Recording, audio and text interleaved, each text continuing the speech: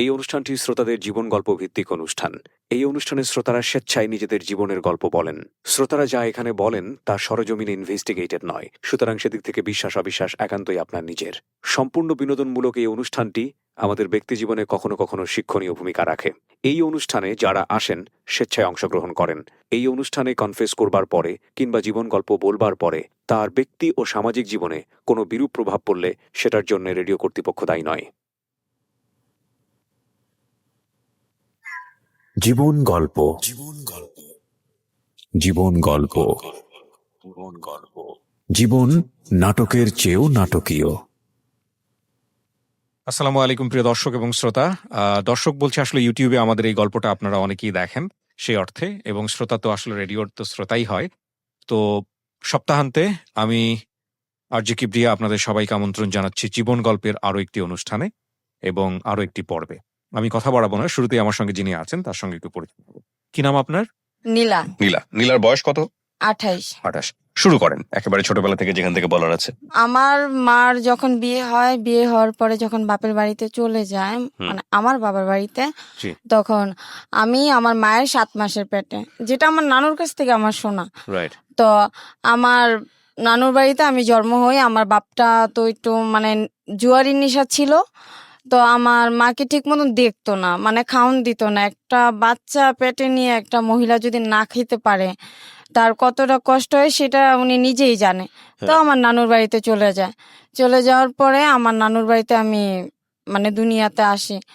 আমার বাবা অনেক দিন পর, যখন আমার বয়স 3 মাস পরে, তখন আমার বাবা একটু সুজি আর এক সেট গেঞ্জি স্যুট নিয়ে আসে আমার জন্য। আচ্ছা। পরে আমার মা আমাকে নিয়ে লুকায় চলে যায় যে আমার মেয়ে নিয়ে যাবে।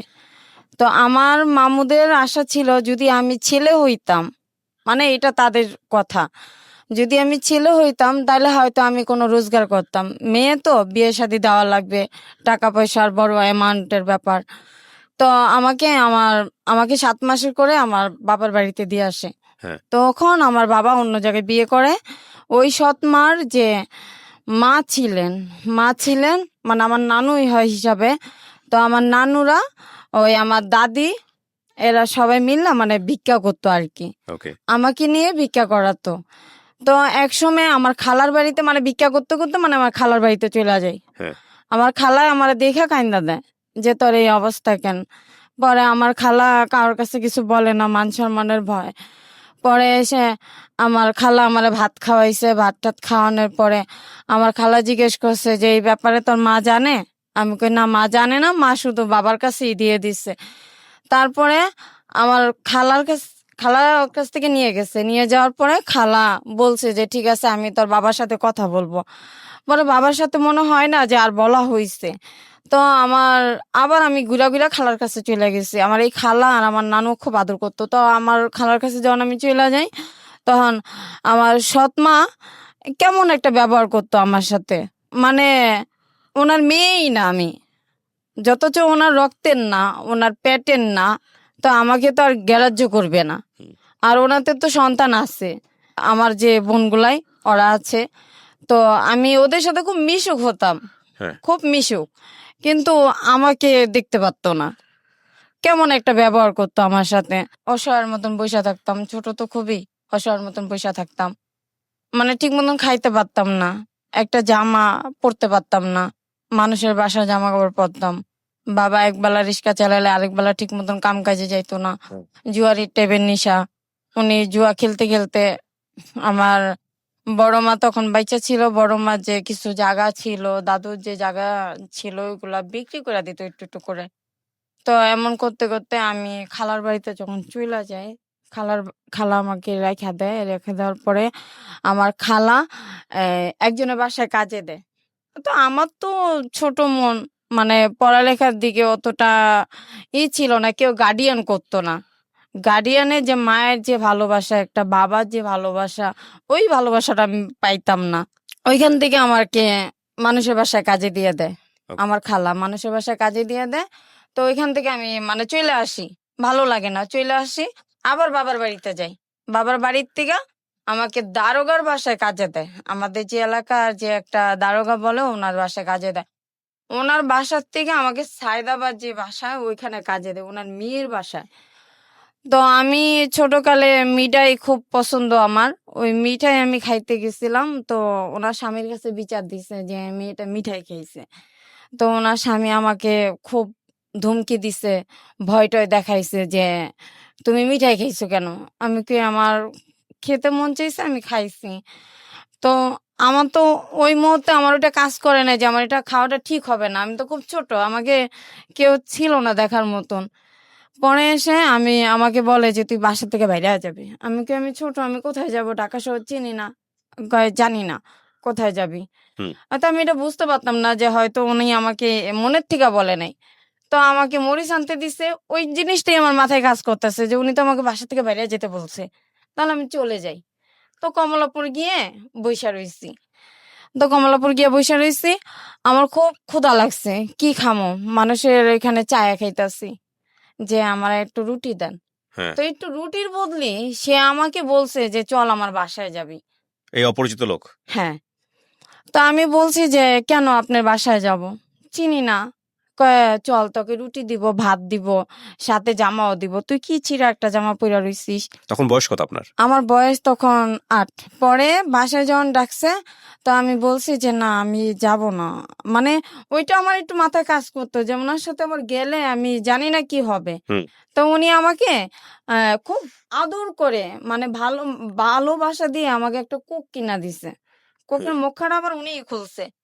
তো উনি আমাকে যখন বাসায় নিয়ে গেছে, বাসায় নেওয়ার পরে আমাকে খাওয়াইছে, কোকটা খাওয়াইছে। কিন্তু কোকটা কিন্তু অচেতন একটা কোক ছিল। ও আচ্ছা। খাওয়ার অচেতন পর? একটা কোক ছিল, আমি ঘুমায় গেছি। হ্যাঁ। ঘুমায় গেছি, তারপরে আমার সাথে যেটা ঘটলো আর কি, ঘুম ভাঙার পরে আমি দেখি যে আমার জামাটা প্যান্ট আমার, আপনি কি তখন বাসায় ছিলেন? উনি আগে হ্যাঁ ওই ওখানেই? লোকটার বাসায়। তখন আমি মানে ওই মনের ভিতরে একটা ভয় কাজ করলো, একটু বুঝি। হ্যাঁ। আমি বললাম যে আমার জামা কিন্তু লোকটা ঘরে নাই। লোকটা ঘরে নাই? আচ্ছা। লোকটা ঘরে নাই, লোকটা গেট খুলে চলে গেছে। হ্যাঁ। সেটা কি তার বাসা ছিল না তার গেস্টের বাসা সেটা আমি জানি না। কিন্তু উনি আমাকে বাসায় নিল। হ্যাঁ। তো আমার স্যালার জামা টামা সবই কিন্তু আমার এই আঙ্গুলের ছাপ বইসা গেছিল, মানে খামচির দাগ। পরে এসে আমি কান্না করছি, কান্না করতে করতে ওইখান থেকে মানে চলে গেছি। চলে যাওয়ার পরে আশেপাশে যে লোকগুলাই ছিল, যে বয়স্ক টাইপের লোক, তারা আমাকে বললো তুমি কান্না করো কেন। তা আমি তো আর বলতে পারতাছি না যে আমার সাথে এই কাজটা হয়েছে, হ্যাঁ। এই কাজটা হয়েছে। তারপরে আমি আর কোথায় যাব, ওই রাস্তায় ভবঘরের মতন, রাস্তায় ভবঘর জীবনটা আমার। হ্যাঁ। তো আমি রাস্তায় থাকি, রাস্তায় খাই, রাস্তায় ঘুমাই, সবকিছু এভরিদিন আমার রাস্তায়। তো যখনই ক্ষুধা লাগতো, কারো কাছে কিছু চাইলে ওই অফারটাই আমাকে করতো। তো আমার তো বাঁচতে হবে, ও আমার তো বাঁচতে হবে। তো এক পুলিশ পুলিশ আমাকে বলছিল যে তুই অনেক ছোট, পুলিশটা অনেক ভালো ছিল। কয় তুই তো অনেক ছোট, রাস্তায় থাকিস, কোন ছেলে না কোন ছেলে তোকে নিয়ে যাবে, চল আমার বাসায়। সে আমাকে গাজীপুর নিয়ে যায়। হুম। গাজীপুর নেওয়ার পরে থানার থেকে উনি গাজীপুর নিয়ে যায়, মানে নাম টাম লিখে থানার থেকে গাজীপুর নিয়ে যায়। কিন্তু আমি বুঝতে পারি নাই ওনার ছেলেটা খুবই ছোট, 5 বছরের একটা বাচ্চা। হুম। ওই বাচ্চাটা আমার সাথে সাথে বাসা থেকে বাইরে হয়ে গেছে। হুম। বাইরে হয়ে গেছে, তো ওদের পরিচিত এক সাইকেলের দোকানে আমি ওকে রেখে দিছি। কিন্তু হুম। ওর বাবা মনে করছে ওকে আমি পাচার করতে নিয়ে যাচ্ছি। হুম। তারপরে ওই আমি একটা টেম্পো স্ট্যান্ডে আমি কথা বলছি যে আপনি কি পুলিশের লোক, তাহলে আমাকে একটু থানায় দিয়ে আসেন। হুম। কারণ আমি রাস্তা হারাই ফেলাইছি, আর ওনার নামটাও আমার মনে নাই। রমনা থানা বললে সবাই চিনবে। তো ফট করে দেখি ওনার ওই ছেলের বাবা আমার হাত ধরছে, হুম। হাত ধরে বাসায় নিয়ে গেছে, নিয়ে আমাকে ইচ্ছা মতন মারছে। ওহো। ইচ্ছা মতন মারছে আর বলছে যে তুই আমার ছেলেকে পাচার করে দিবি, তুই শিশু পাচার। আমি একটা বাচ্চা, আমি আর একটা বাচ্চাকে কিভাবে পাচার করব। হুম। কিন্তু যে লোকটার সাথে আমি কথা বলছি, ওই লোকটা যদি না থাকতো ওই মুহূর্তে কোর্ট কাচারিতে, তাহলে হয়তো আমার লাইফ শেষ হয়ে যেত। আমি আর কখনো মানে কারোর কথা ভাবতাম না। হুম। তো পরে এসে একটা এনজিওর মাধ্যমে আমি ছাড়া পাই, লং টাইম একটা যায়, যেমন 1 বছরের মতন আমার ওই জেলখানায় থাকা পড়ে, ঢাকা সেন্ট্রাল জেলে লং টাইম একটা যায়। তো সরকারি ভাবে যে আইন অনুযায়ী তারা তো ওইখানে আমাকে ভিতরে রাখছে। তো সবসময় মার কথা মনে পড়তো, মাকে দেখতে পারতাম না। নানির কথা মনে পড়তো, নানিকে দেখতে পারতাম না। কিন্তু আমার নানি, যখন আমি জেলখানায়, তখন আমার নানি মারা যায়। আমি আমার নানির মুখটাও দেখতে পারি নাই। তো এক পর্যায়ে আমি সরকারি যে উকিলগুলাই, ওনারা প্রতি শুক্রবারে মেয়েদেরকে লাইনে বসায়, যাদের কোনো অভিভাবক নাই, লাইনে বসায়।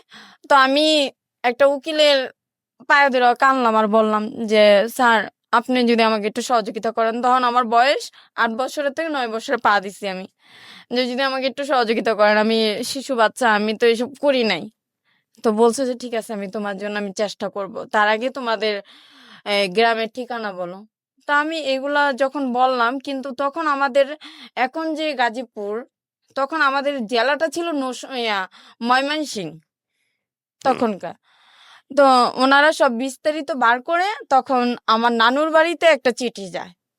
আচ্ছা। নানুর বাড়িতে যখন চিঠি যায়, ওই চিঠিটা থেকে আমার মা পায়। আমার মাকে বলল যে আপনার মেয়ে তো অমুক জায়গায়। তখন বলল যে আমি তো কিছু করতে পারবো না, তার বাবার কাছে যান। তো আমার বাবা ওই শেষ এক নজর আমাকে দেখতে যায়, শেষ এক নজর আমাকে দেখতে যায়, আমাকে আর পরে আর দেখতে যায় না। তার মেয়ে আছে, সবাই আছে, আমাকে তার প্রয়োজন নেই। পরে এসে আমি অনেক কান্না করতেছি, ওইখানে ওই জেলখানায় কান্না করতেছি যে আমার লাইফটা কি এভাবে শেষ হয়ে যাবে, আমি কি আর কখনো বেরোতে পারবো না। আমি তো কোনো দোষ করি না, আস্তে আস্তে আমার জ্ঞান বুদ্ধি বাড়তেছে। হুম। তারপরে হঠাৎ করে আমি শুনতে পাই যে আমার, মানে আমি খালাস, মুক্তি। কে আচ্ছা, করলো তাও জানেন না? তাও জানি না। ওই যে সরকারি যে উকিল, সেই উকিল ওইখান থেকে, বাইরের থেকে সব কাজ করতেছে, কিন্তু হুম, সে একবারই আমার সাথে দেখা করছে, হুম, আর কোনোদিন দেখা করে নাই। ওই যে বাবা ছাড়াইতে পারবে না, মা আসতে পারবে না, তাহলে আমি মেয়েটা যাব কোথায়? হঠাৎ করে ওই যে বললাম যে আমি একদিন, মানে মুক্ত হাওয়ার মতো আমি বাইরে যেতেছি। হুম। আমার সাথে যে আরো ছোট ছোট মেয়েগুলাই আছে, ওই মেয়েগুলা আমাকে জড়ায় ধরে কান্না করতেছে যে তুই যে চলে যাবি নীলা, তোর জন্য আমার খুব মায়া হয়।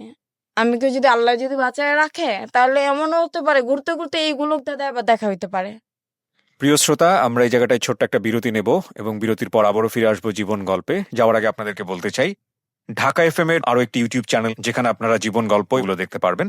আমাদের এই চ্যানেলটি আপনারা সাবস্ক্রাইব করুন। আমাদের চ্যানেলটির ঠিকানা হচ্ছে www.youtube.com/I love dhaka fm, ILOVE love DHAKAFM। চ্যানেলটিতে গিয়ে আপনারা সাবস্ক্রাইব করুন। আমার এই অনুষ্ঠানগুলোতে যদি আপনি অংশগ্রহণ করতে চান, আমাদেরকে ফোন করবেন। আমাদের ফোন নাম্বারটি হচ্ছে 09611904904। আমি আবারও বলছি 09611904904। ওকে, ছোট্ট একটা বিরতি। জীবন গল্প, জীবন গল্প, জীবন নাটকের চেয়েও নাটকীয়।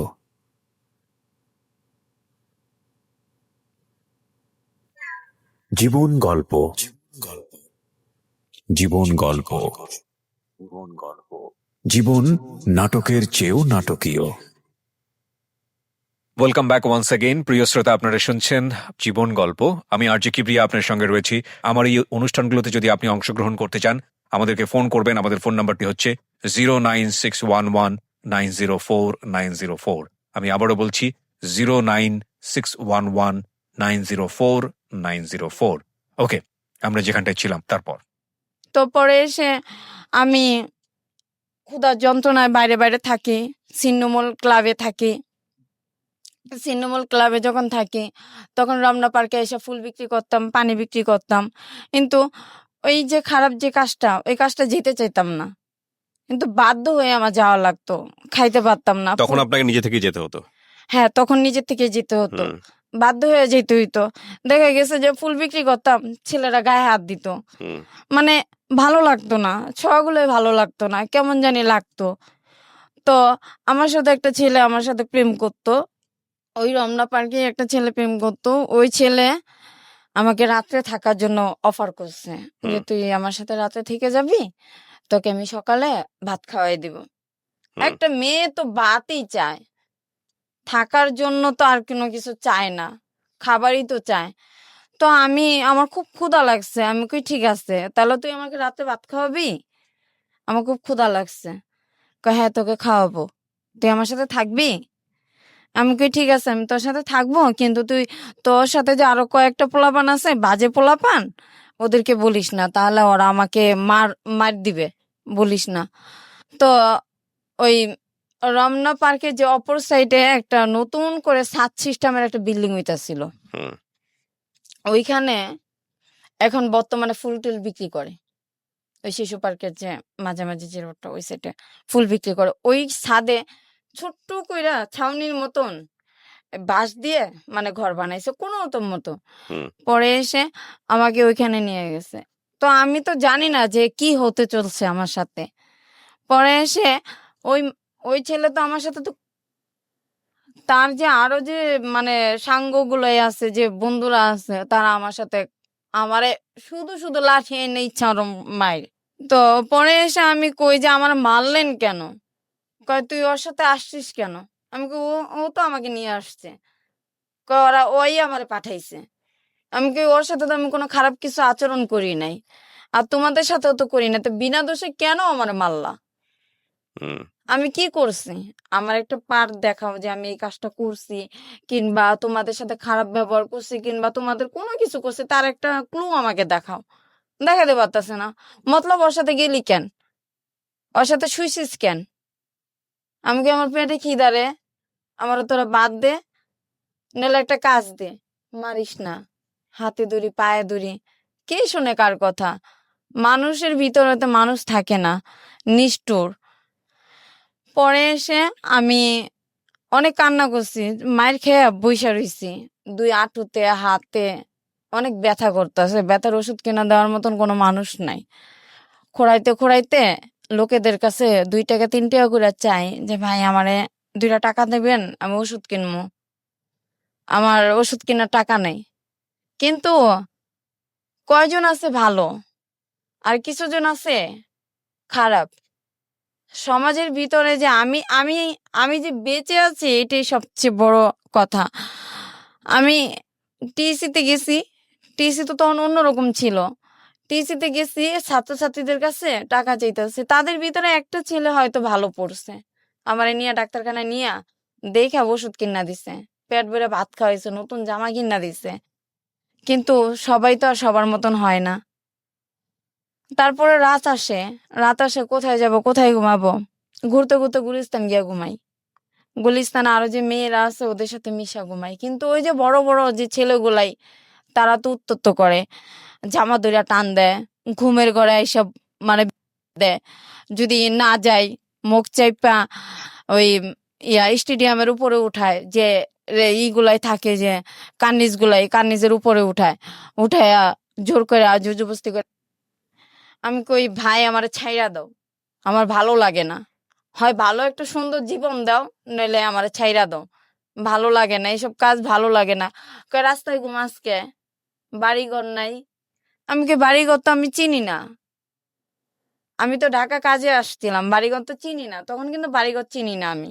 হুম তারপরে পরের স্টেপে আমার আমারে যখন নাকি রাতের বেলা, যখন নাকি ওরা আমার সকালবেলা আমারে গুইনা গুইনা 500 টাকা দেয়, তখন এই টাকার দিকে তাকাই আর বলি যে এই যে 500 টাকার জন্য ওরা আমার জোর করে এই টাকাটা না দিয়ে যদি তাদের ভিতরে যে কোনো একজন যদি আমারে নিজের বোনের মতন, কিংবা যে কোনো একটা আপন মানুষ মনে করে যদি আমার রাখতো, তাও তো নিজের বুঝাইতে পারতাম যে না, আমি রাস্তার থেকে আমি মানে ঘরে আছি। আর আমার বাবা তো ওই যে জেলখানা দেখে আসছে আমাকে, আমি তো গ্রামের বাড়ি ঠিক মতন চিনি না। হুম তারপরের ঘটনা এই যে আমাকে যে 500 টাকা দিল, 500 টাকা দেওয়ার পরে আমি বলি যে আমার মাকে খুব দেখতে ইচ্ছা করে, মাকে দেখতে যাব, দেখি বাস কোথায় পাই। গুলিস্তান দাঁড়াই, গুলিস্তানে আমাদের এলাকার নাম ধরে ডাকতেছে।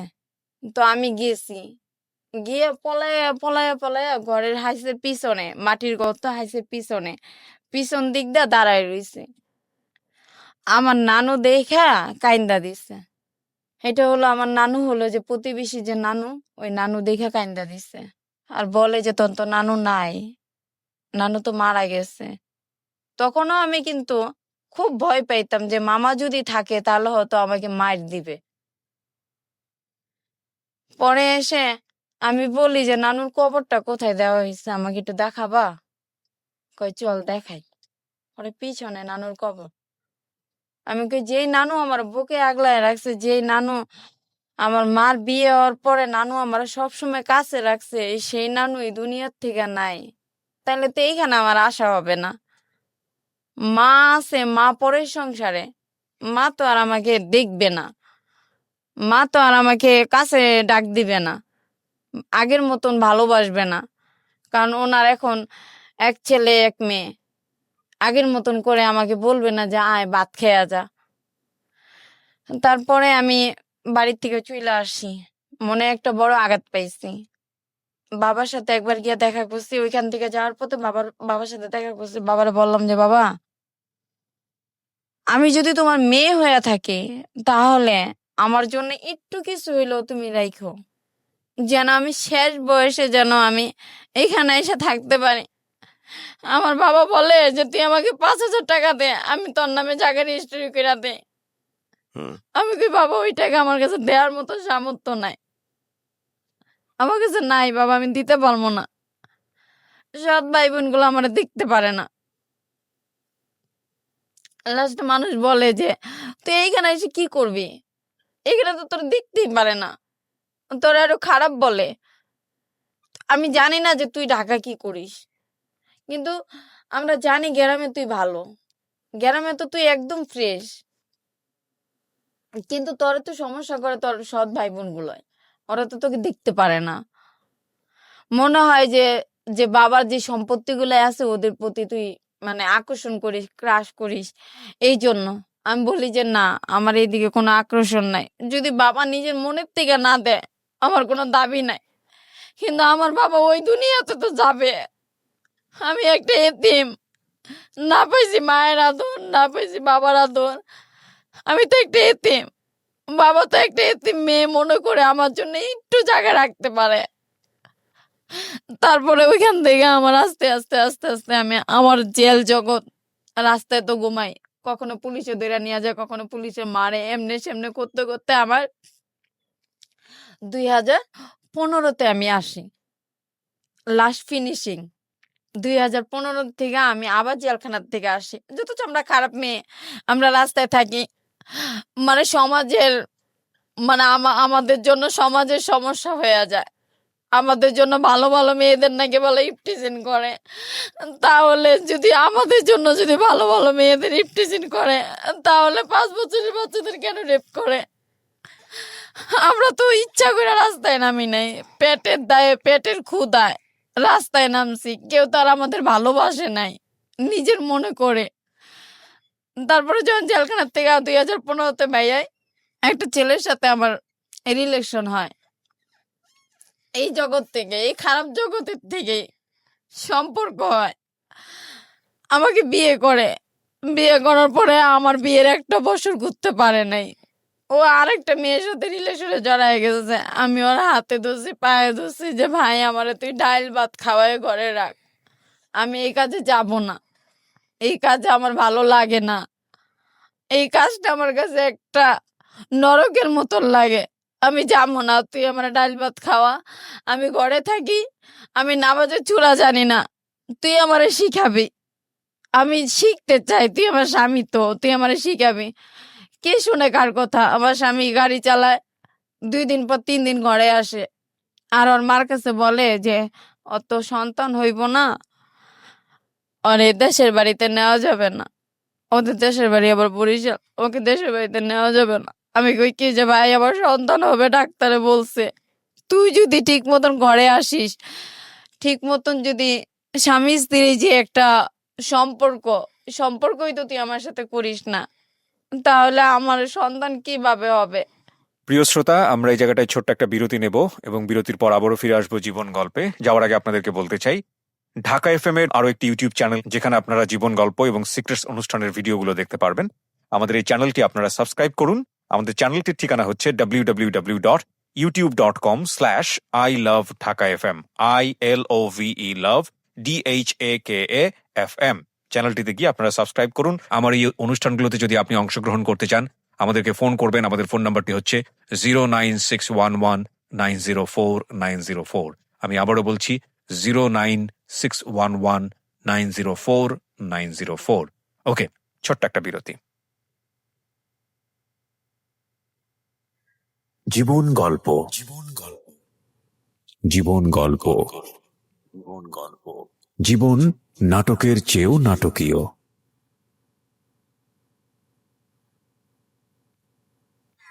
জীবন গল্প জীবন গল্প জীবন নাটকের চেয়েও নাটকীয়। Welcome back once again. প্রিয় শ্রোতা, আপনারা শুনছেন জীবন গল্প। আমি আরজি কিবরিয়া আপনার সঙ্গে রয়েছি। আমার এই অনুষ্ঠানগুলোতে যদি আপনি অংশগ্রহণ করতে চান আমাদেরকে ফোন করবেন। আমাদের ফোন নাম্বারটি হচ্ছে 09611904904। আমি আবারও বলছি 09611904904। ওকে, আমরা যেখানটায় ছিলাম তারপরে যে মেয়েটা ওই মেয়েকে বিয়ে করে আমি ওরে অনেক বুঝাইছি যে ভাই তুই বিয়ে করছিস ভালো কথা, আমি মাইনা নিছি, বড় বউ হিসাবে আমি মাইনা নিছি। কয়টা মেয়ে সেক্টিভেস করবে? আমি তো 2টা ডাল ভাত খাওয়ার জন্য আমি মাইনা নিছি, আমি তো খারাপ হওয়ার জন্য না। কিন্তু ও আমার কথা শুনে নাই। আমি আমি আমি দেখতে অসুন্দর, আমার চেহারা সুন্দর না, আমি কালো, ওর সাথে আমার মানাইবো না, আমি খারাপ, বড় বেটার সাথে যাই। আমার এই সমস্ত কথা কইছে। আমি কানতে কানতে কানতে কানতে ওর বাসার থেকে আমি বাইরে হয়ে গেছি যে তুই তো আমার খারাপ দেখেই বিয়ে করছ, তাইলে তুই আমার কাছ থেকে কেন ছেড়ে যাস? কয় না, তোর সমাজে নেওয়া যাইব না, সমাজে নিলে তোরে চিনলে মানুষ তোরে খারাপ কইব।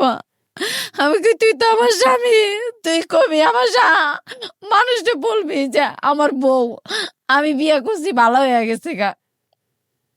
সম্মান তো ওরা এমনিই দিব, সম্মান তো নিজের থেকে নেওয়া যায় না, ওরা তো এমনিই দিব যদি তুই আমার ঘরে রাখো। কয় না, আমার নন্দে কয় আপনি আমার বাসায় আইসেন না, আপনি খারাপ, আপনারে দেখলে মানুষ সিসি করে। আমার বাসুর আমারে দেখতে পারে না, আমি খারাপ বইলা। আমি কই দেখো, খারাপ তো কেউ মায়ের পেটের থেকে আসে না, পরিস্থিতি শিকার হয়ে খারাপ হয়। আমি ভালো হইতে চাই, তোমার বাইরে একবার বলো, তোমার তো ছোট ভাই কথাগুলো শুনবে, তোমরা একবার বুঝায় বলো যে আমাকে রাখতে। কয় না, আপনি যে এনে আছেন উনি থাকেন, আপনি আইসেন না আমাদের কাছে, আপনি আইলে মানুষ খারাপ কয়। আমি এই জনকাজ করে আমার স্বামীর লঙ্গির থেকে শুরু করে ওরে কোন সুনোটা দিলে মুখে শুট করবে, কোন গেঞ্জিটা পরলে ওরে ভাল লাগবে, আমি সব কিনা দিতাম, কিন্তু ভালোবাসার কাছ থেকে আমি পাই নাই। ও নিশা খাইতো, যাই বর্তমানে যে বলে যে ইয়াবা, ও নিশা খাইতো। আমি বলছি তুই যাইস না, তুই এখানেই থাক, তুই এগুলো খাইস না, তুই যদি এগুলো খাস তুই জীবনে পরিবর্তন হইতে পারবি না। কয় আমার মারে তেল বাঁকা দিত, তুই আমার চিনস, তোরা মায়েরা গুম করে তুমো, কেউ খবর পাইবো না। আমি কই দেখ আমি এতিম মাইয়া, তুই এতিম, তুই এইগুলা খাইস না। আসলে আমার কথা শুনতো না। নিত্য নতুন মেয়ে দেখে, নিত্য নতুন মেয়েদের ছোঁয়ার ভালো লাগে। বউ তো পুরনো হয়ে গেছে, বউ ছোঁয়ার ভালো লাগে না। বউ কাছে গেলে মানে যেমন অস্বস্তি বোধ করে। পরে এসে আমি বলছি যে ভাই তুই যখন বিয়া করছ, তুই যার সাথে যখন থাকবি, তাহলে তুই আমার মাসে সংসারে খরচ দিস 5,000 টাকা, সেটা দিবি? কই আমি টাকা পামু কই? আমি কই তুই তো গাড়ি চালাস, আর আমি এই যে দেখ না আমি বাইরে যাই, রাস্তায় যাই, সবসময় তো কাজ হয় না, একসময় ঘরে না খায়া থাকতে হয়। মাসে ঘর ভাড়া 5,000 টাকা, খাওয়ান আছে, সবকিছু আছে, কাপড় চাপড় আছে, এগুলো তো তুই আমার দেশ না, আমার নিজেরই মেনটেন করে চলতে হয়। আমি তো মানসিক প্রেশার নিতে পারি না। ওর জন্য আমি একবার ফাঁসি দিতে গেছি, একবার আমার বুকে আগুন দিতে গেছি, ওই বাঁচাইছে, কিন্তু ওই বাঁচাইছে আবার ওই আমার কাছ থেকে সরে গেছে। তাহলে কেন গেলি আর কেন আমার বাঁচাইলি? তুই যদি নাই যাইতে তাহলে তো আমি নিয়ত করছিলাম যে দুইজনের স্বামী স্ত্রী মিল্লা কিছু টাকা জোগাইয়া ব্যাংকের থেকে যে পিক আপ গাড়িগুলো আছে, ও তো গাড়ি চালাইতে পারে, একটা গাড়ি কিনা দেবো, আমার নামেই থাকবো, ও আস্তে আস্তে মাসে মাসে কিস্তি দিয়ে দিবে, শোধ করে দিবে। কিন্তু না, কয় আমারে 5 লাখ টাকা দে, 5 লাখ টাকা দে, টাকা দিলে তাহলে এই তোর সাথে আমি থাকবো। আমি কই আমি এই টাকা পাবো কই? তুই তো জানোস যে আমি কি কাজ করি, এই কাজে তো এরকম এত টাকা পাওয়া যায় না। আর এই কাজে কয় টাকা দেয়? কোনো ক্লায়েন্টে দেয় 1,000 টাকা, কোনো ক্লায়েন্টে দেয় নাইডে নিয়ে গেলে 2,000 3,000 টাকা দেয়। এত টাকা তো পাওয়া যায় না। আর আমি কই পাবো এত টাকা? আর আমি তো আর 5 জনের মতন ওইরকম খারাপ হইতে পারবো না যে একজনের নিঃস্ব কইরা শেষ কইরা আমি নিয়ে এসে পড়বো। তাহলে তো আমার জেল হইব, ফাঁসি হইব। আমি তো এগুলা পারবো না। কয় না পারলে নাই, তোর কাছে আমি থাকবো না। তারপরে দিয়া আমি বাইরে চলে যাবো দেখে আমি পাসপোর্ট করছি। বাইরে চলে যাবো দেখে পাসপোর্ট করছি।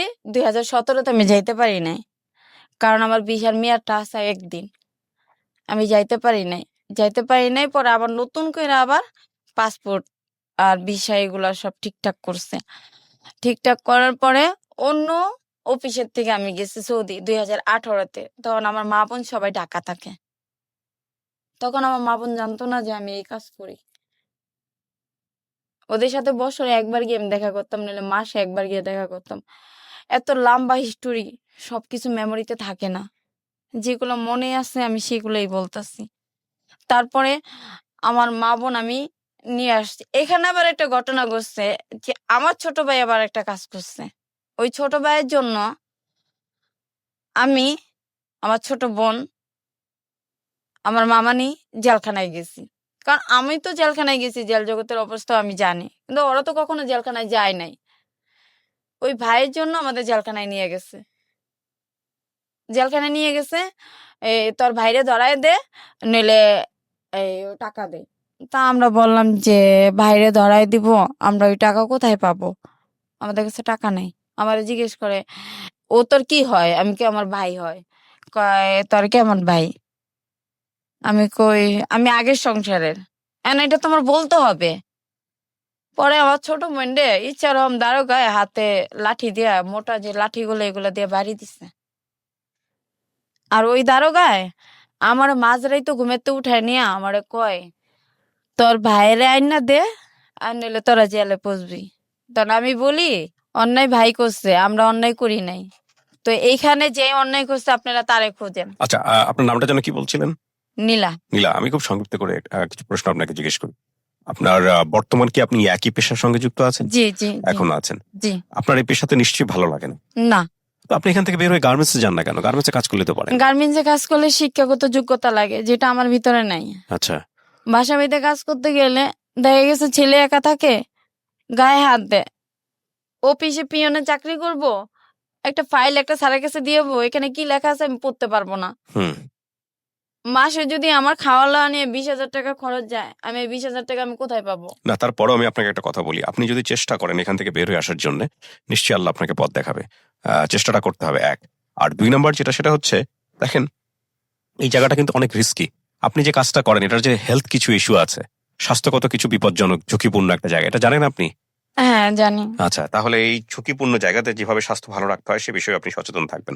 দেখেন আপনার এই গল্পটা, এটা আমি ভিজুয়ালি পোর্ট্রে করতে চেয়েছিলাম। আপনার যদি মনে না থাকে, আপনি আমার অফিসে গিয়েছিলেন, জি পরবর্তীতে আমার কাছে মনে হচ্ছে না আপনার ফেস দেখালে আপনার সামাজিকতায় ক্ষতি হবে, সেই জায়গা থেকে আমি রেডিওতে নিয়ে এসেছি গল্পটা। এবং এটা ঠিক যে আপনার এই গল্পের অনেক কিছু আমরা ছোটখাটো কেটে প্রেসাইজ লিখানো উপস্থাপন করেছি। আমি শুধু একটা জিনিসই বলতে চাই, এখানে আমার যতগুলো কেস এরকম জানা আছে সেখান থেকে আমি দেখেছি যে একটা মেয়ে কি পরিমাণ ভার্নারেবল লাইফ লিড করলে সেই ধরনের পেশাতে যায় বা যেতে বাধ্য হয়। সো এরা মানুষ, এরা আমাদের মা বোন, এদেরকে সম্মান করতে হবে। কেউই আসলে স্বেচ্ছায় ধরনের পেশাতে যায় না। যখন ঢুকে পড়ে, যখন একেবারে একেবারে অনেক দিন সময় পার হয়ে যায়, তখন আর অনেকেই বের হয়ে আসতে পারে না। অনেকে অনেক ধরনের মাদক দ্রব্যের সঙ্গেও জড়িয়ে যায়। সো আমরা কেউ যেন কখনো কাউকে বাধ্য না করি সারাটা জীবন ধরে এরকম একটা পরিস্থিতিতে যাওয়ার জন্য। সো এটাই হচ্ছে বলার। আজকের এই গল্প থেকে হয়তো অনেক কিছুই আমাদের শেখার আছে। তারপরেও কথা হলো যে অনেক সময় বললেও পরিস্থিতি আমাদেরকে অনেক অনেক বেশি বাধ্য করে নানা প্রতিকূল অবস্থায় নিজেদেরকে ঠেলে দেওয়ার জন্য। সো আল্লাহ আমাদেরকে সেভ করুক, এই প্রত্যাশায় শেষ করছি। আজকের মতো অনেক ভালো থাকুন। আসসালামু আলাইকুম। জীবন গল্প। জীবন গল্প। জীবন নাটকের চেয়েও নাটকীয়।